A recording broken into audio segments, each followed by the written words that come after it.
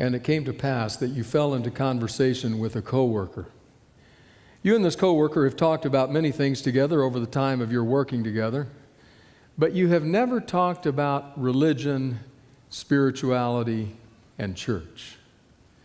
But on this particular day, this coworker says to you, I think I heard that you go to church. Don't you attend a church? And you say, yes, I do. And your coworker says, well, where do you go to church? And you say, I go to the Loma Linda University Church.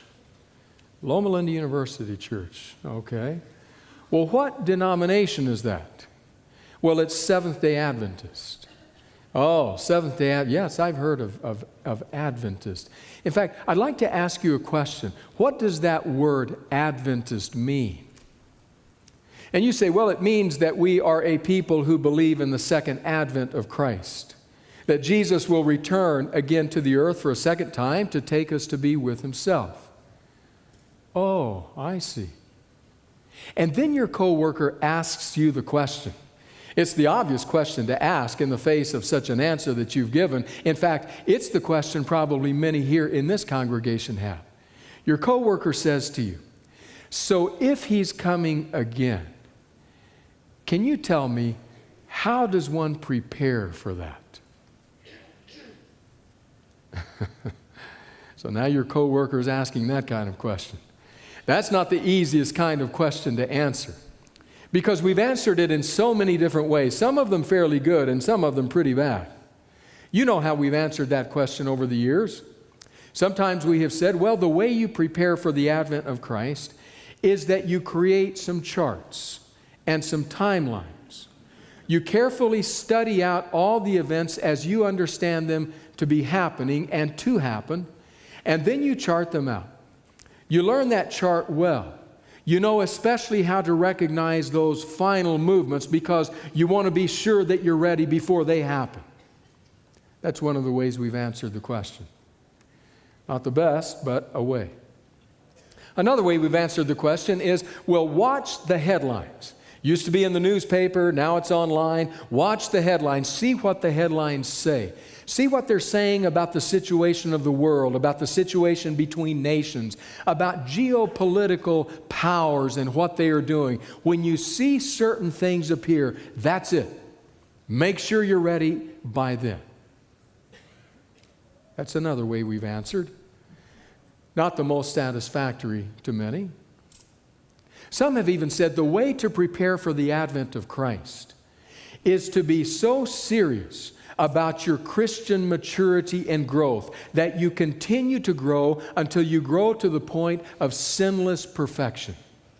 When there are enough people, a cadre of people that is large enough that has reached sinless perfection, then Jesus will come to claim them for himself and to take us home.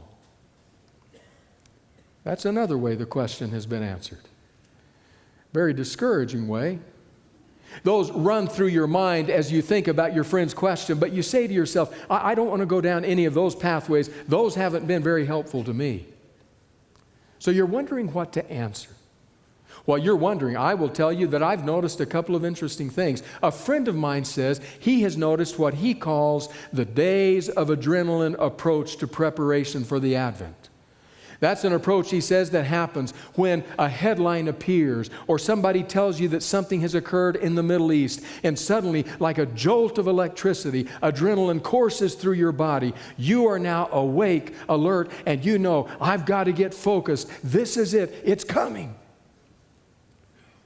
Many have been through the days of adrenaline approach until you are worn out, because here we sit. Now, I have noticed that, have recognized that, although I would probably use a different metaphor to talk of it.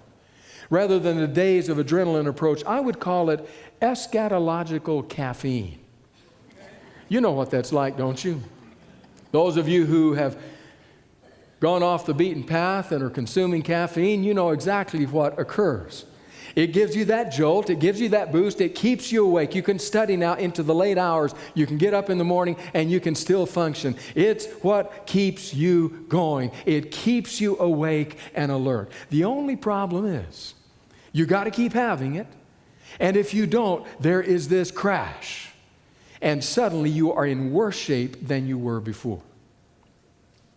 Somebody here may have gone through preparation for the Advent along those lines, where the only thing that really interests you in terms of spiritual life is something that has to do with the end time. The rest of living and occupying, as Jesus said, until He comes, somehow slips off the radar.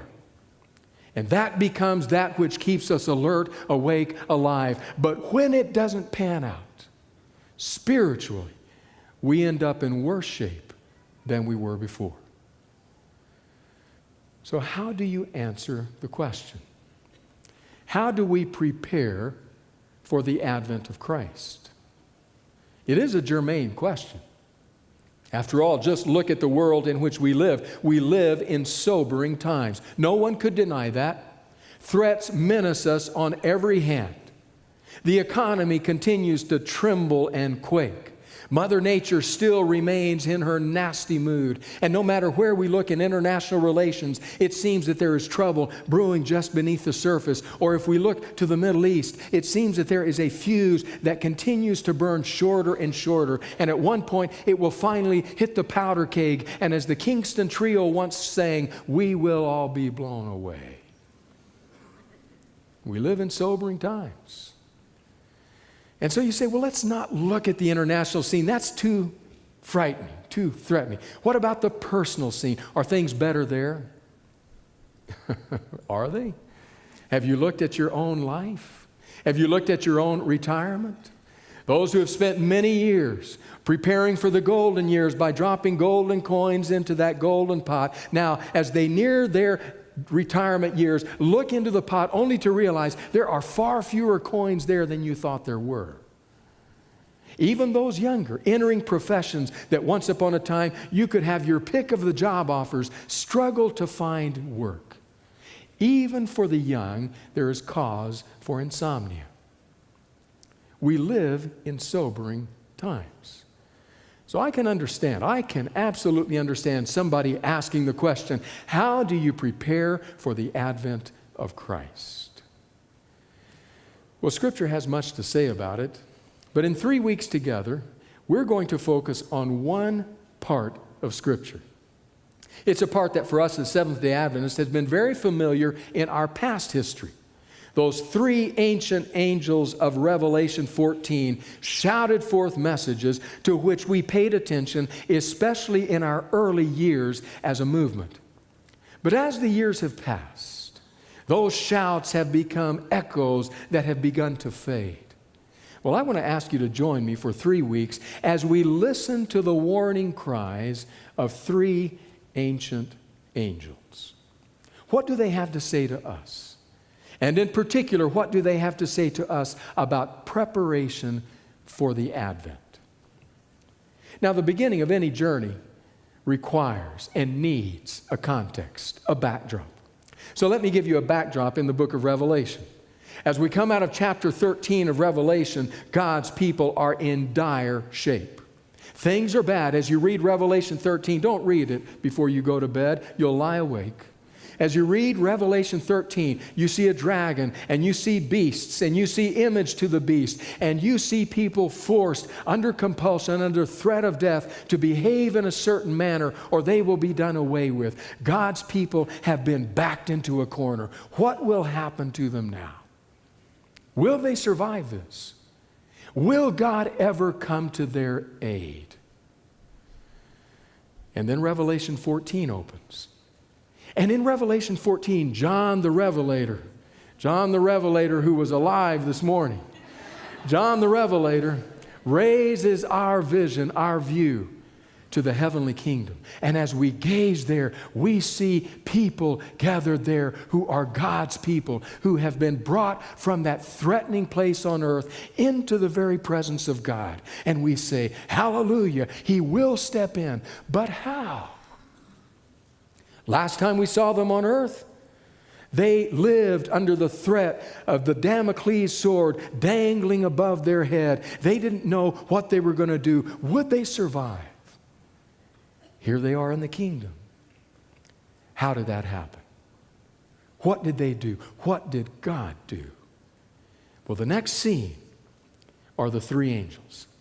In that next scene, John will tell us what it is that happens.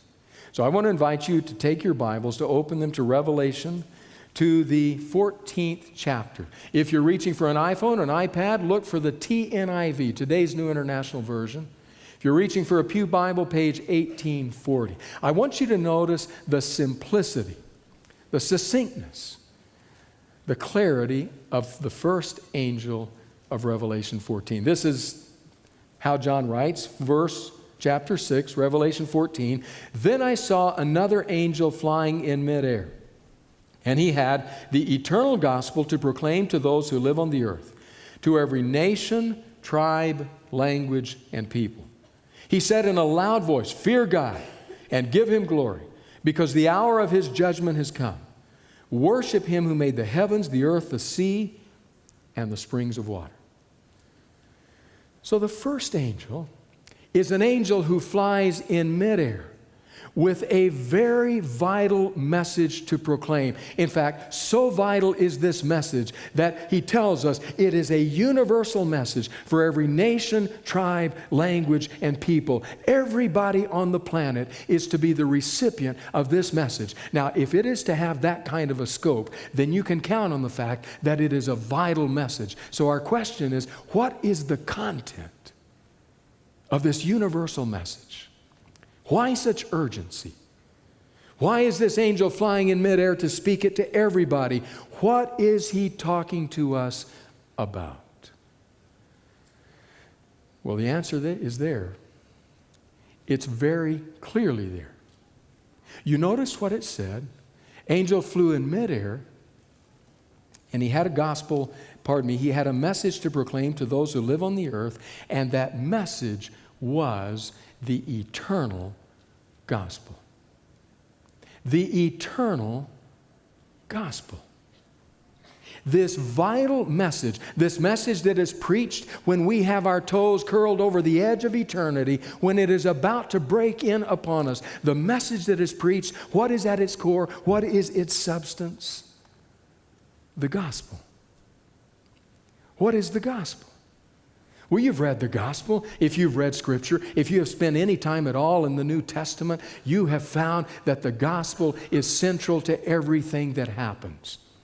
Mark tells us that when Jesus began his ministry, he came proclaiming the gospel, the good news, to all who would listen. Paul, when as a prisoner takes quill, pen in hand, and puts it to parchment, what does he write about with all the passion of his heart? He writes about the gospel. Or move forward into Christian history. When those Protestant reformers stood with the courage that drove Martin Luther to say, "Here I stand, I can do no other," what was it that gripped their hearts? The gospel. When revivalist preachers throughout time, those who have known and walked with Jesus, have stood to preach, where have they taken us? They have taken us to the heart of the gospel. Everywhere you look in history, in Scripture, the gospel is present. And here we come to Revelation, to the first prophetic angel, has a universal message to proclaim. What is at the core? The gospel.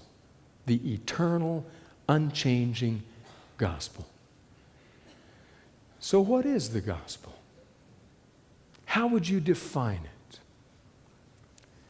Well, the gospel can be defined by saying, it is that gift that God offers us that says, when you fell last Monday night in such a humiliating way in your spiritual life, God loves you still.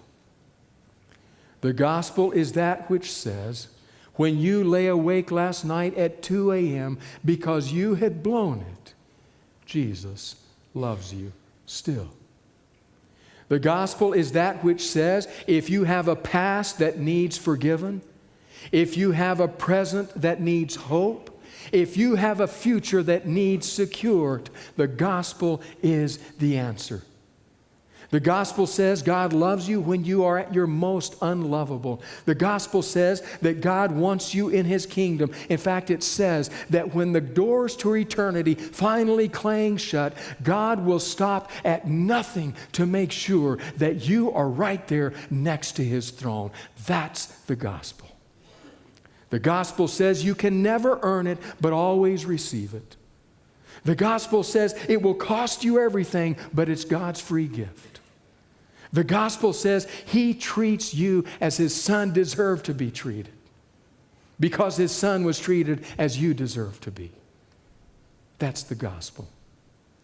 The gospel is woven into the fabric of the Christian story. It can never be extracted. It is there at the beginning, forgiving us, drawing in. It is there in the middle as we are growing, maturing through the power of the gospel. It will be there at the end when we have finally grown into mature people in Christ, only because of the gracious power He has placed in our hearts through the Holy Spirit. It is the gospel, first, last, best.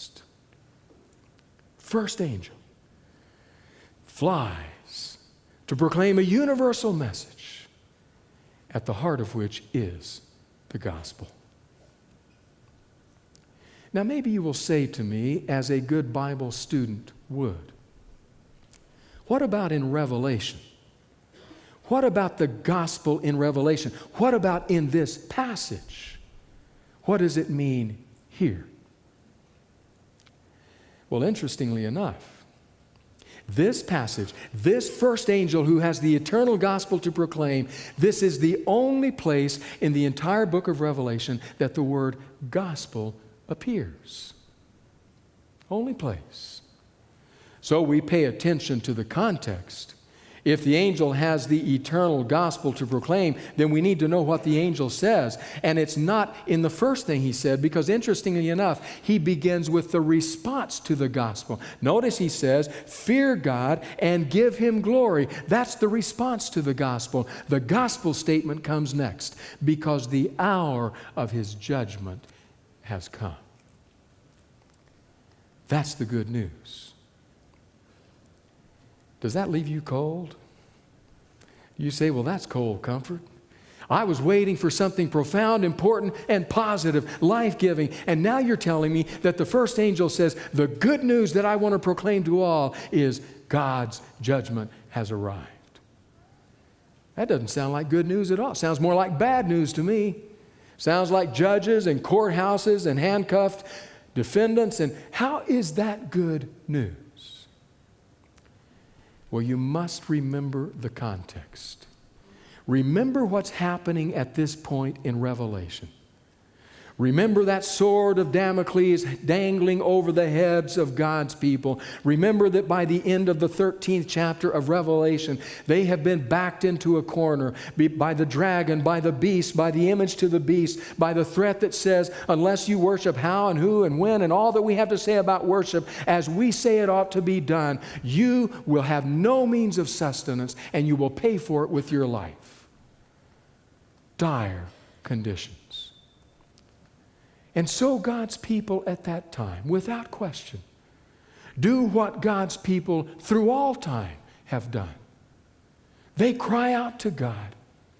Just like the martyred souls beneath the altar a few chapters earlier cried out to God and said, how long, O God, how long? When will you act on our behalf?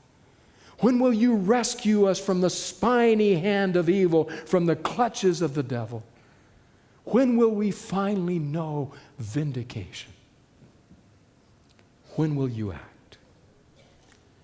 That's the context. Then comes the angel a few verses later with a message of good news to proclaim to the entire world. He says, the hour has arrived. The moment for God's judgment has come. Still don't understand it? Then ask the single mom. The single mom who early in marriage was in a marriage she would have told you was ideal. They loved each other deeply. She worked while he went through school, professional school. They got through it together. A lot of sacrifice, a lot of effort, a lot of her dollars into their funds. And then, in his profession, someone younger, someone he said was better, came along. And now she's a single mom with a former husband who has a very heavy wallet, but none is coming her way. She is trying to scrimp the pennies together. School, food, how am I going to pay for all this? And he won't help. And then one day, in a courthouse, a very stern judge looks him in the eye and says, you have a choice. You will pay this, or I will incarcerate you. You will lose what you now have. And somewhere in that courtroom, tears run down her cheeks. And she says, thank you, God. Thank you. Maybe there's a way. Judgment is good news. Or maybe you are an Iranian pastor, Christian. You have found it hard. You have really found it hard to keep inside, to contain within you the name Jesus and His grace and His love. And so it has come out and it has been heard.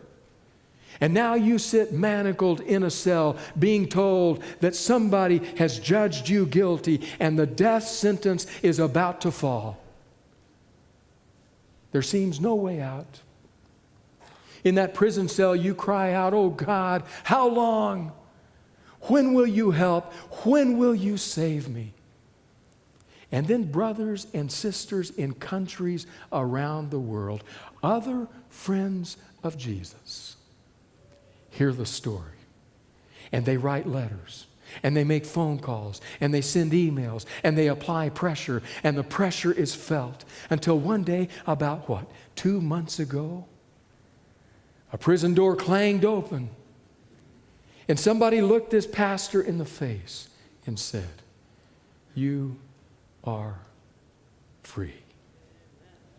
The judge has ruled, you may go home.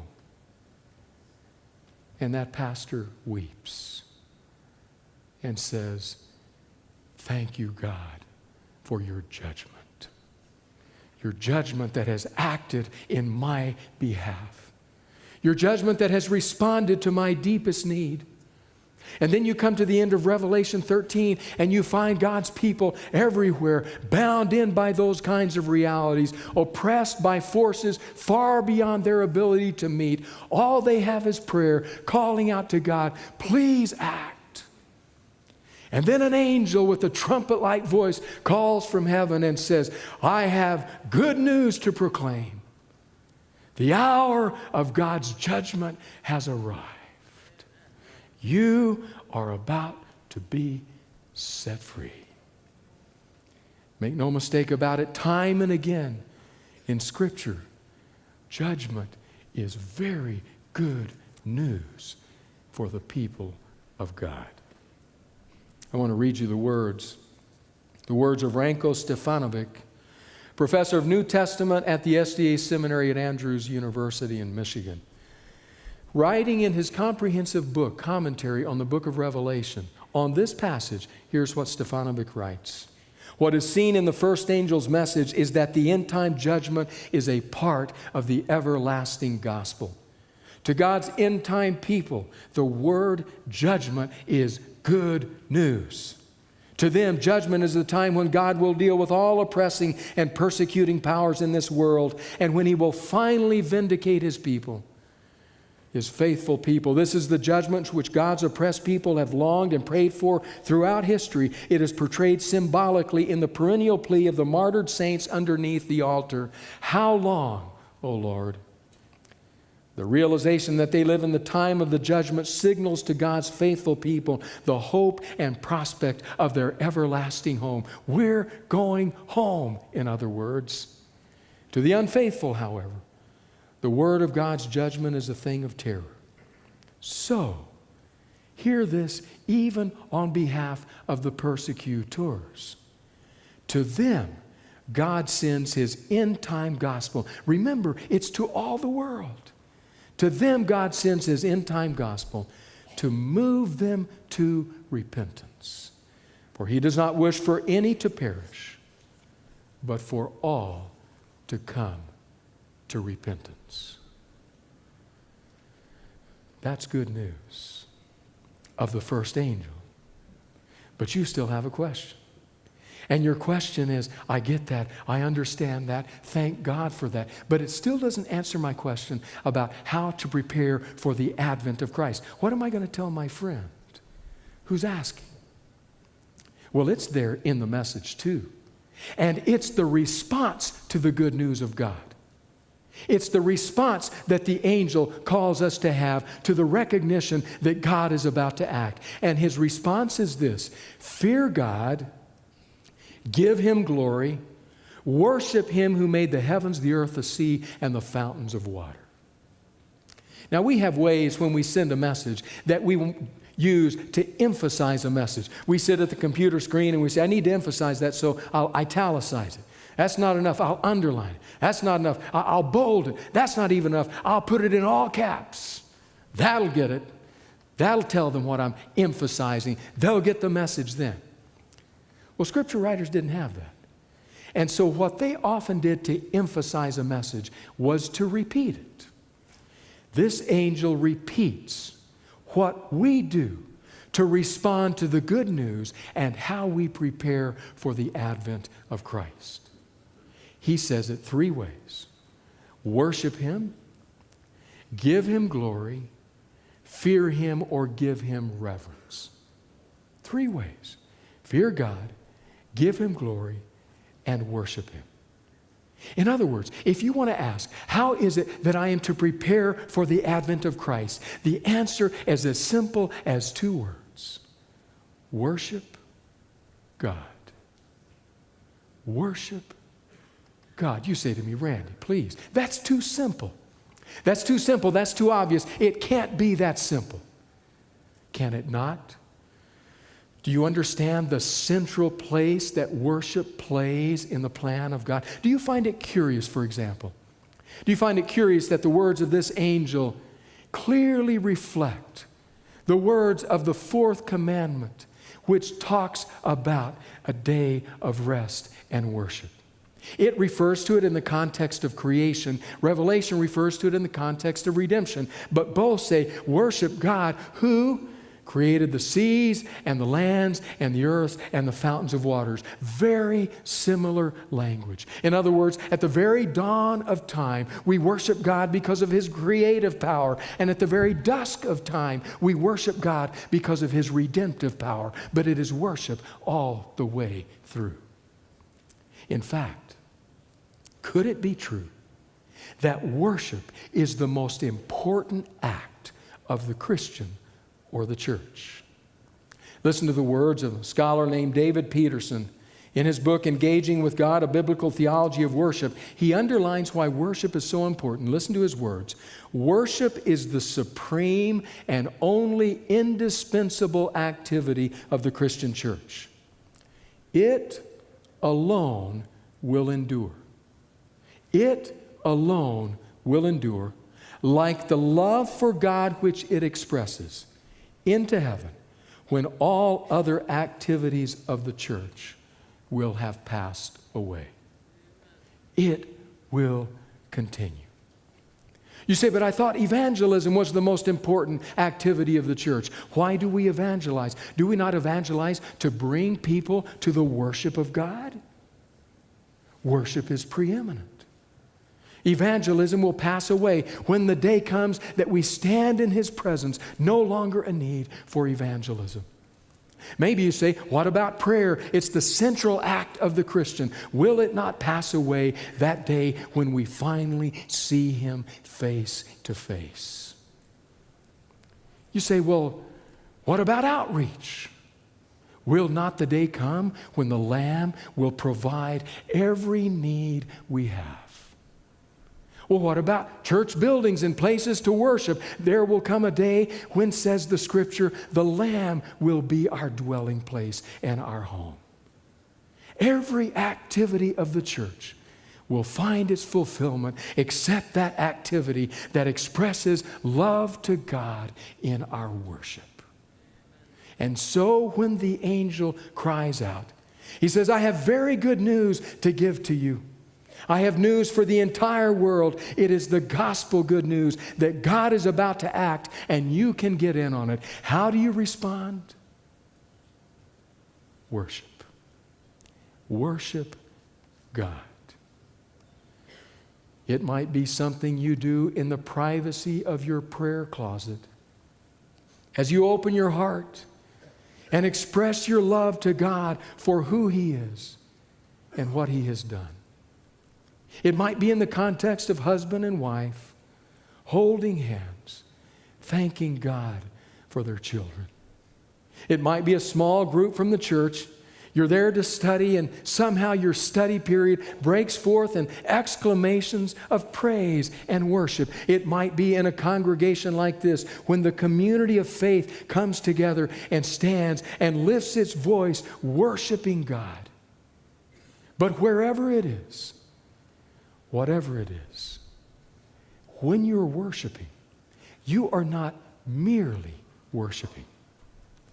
You are preparing for the Advent. It's a dress rehearsal for what you will be doing in the kingdom. Do you want to be ready for the Advent? Then worship God with all your heart, with all your soul, and with all your life. For as you read the New Testament, you soon discover that worship is not merely an activity that is added on. It is either the focal point or the source of every other activity. Why do we evangelize? To bring people to worship God. How do we know that we have truly worshiped God? When we leave that place to go out and meet the needs of the world around us. Worship is that central. So when your friend asks, how do I prepare? You say, well, a good way to get ready is to do what you'll be doing a lot of in the kingdom. Expressing your love, your gratitude, and your devotion to God. Giving your life, as the apostle says, as a living sacrifice, your entire life, wholly acceptable to God. What does he say? Which is your spiritual worship. I want to read you the words of a pastor named Rod Cooper. I have adapted some right at the end for our purposes here, but here are Cooper's words. When I was about 10 years old, I had the privilege of getting up at 4 a.m. to get the cows so that we could milk them. Does 4 o'clock come twice a day? I thought it only came once. 4 a.m., he says, as we came in for breakfast, I would smell the beginnings of this soup my mom used to make. She would put in hunks of beef and carrots and peas and potatoes and all kinds of good stuff. And then you would begin to smell it. I remember coming in at lunch thinking that was what we were going to have. I'd go over to the stove and she'd say, no, son, can't have any yet. You'll have to wait till tonight. Tonight? So we'd work hard all afternoon. As we came back in for the evening meal, by the way, he says, that's the only time my dad beat me into the house.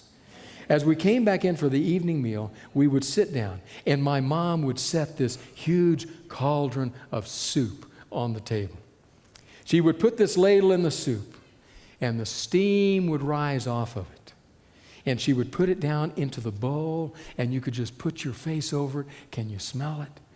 We would take our spoons and dip them in. It was delectable. I remember asking my mother, why is it that we had to wait all day on this? And she said, son, we waited all day because it needed to simmer, so we could get all the juices out of all the ingredients. And now they're all mixed in together. That's what brings forth the good aroma. And when you taste it, you're getting the best of what's in each ingredient. Then Cooper says, that's how I look at worship. The church's weekly worship is a culmination of a people who have been simmering all week in the presence of God. When we simmer every day in the presence of God, and then we come to church and we mix it all together, there's an aroma and a smell of the grace and the goodness of God that lifts up to heaven. And God takes the lid off the pot. And this I've adapted for us. Takes the lid off the pot and says,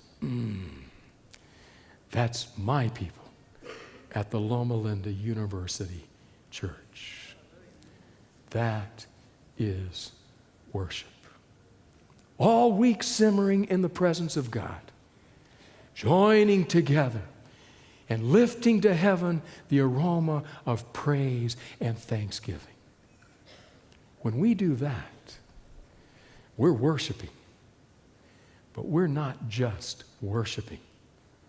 We're listening to the echoes of the first ancient angel who says, now you are preparing for the Advent.